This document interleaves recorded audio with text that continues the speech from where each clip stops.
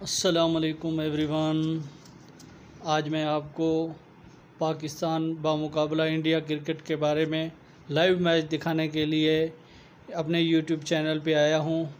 अगर आप new viewers हैं तो मेरे चैनल को सब्सक्राइब करें और बेल आइकन को प्रेस करें ताकि इस तरह की आपको स्पोर्ट्स की न्यूज़ और दूसरी न्यूज़ आपको मिलती रहें। आज सेकंड मैच है पाकिस्तान बामुकाबला इंडिया, जो कि बहुत ही ज़बरदस्त होने वाला है।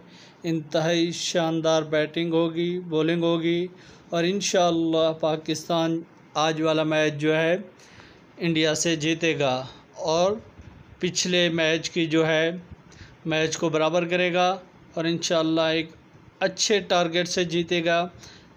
अगर आप मैच देखना चाहते हैं तो मेरे चैनल को सब्सक्राइब करना ना भूलिए।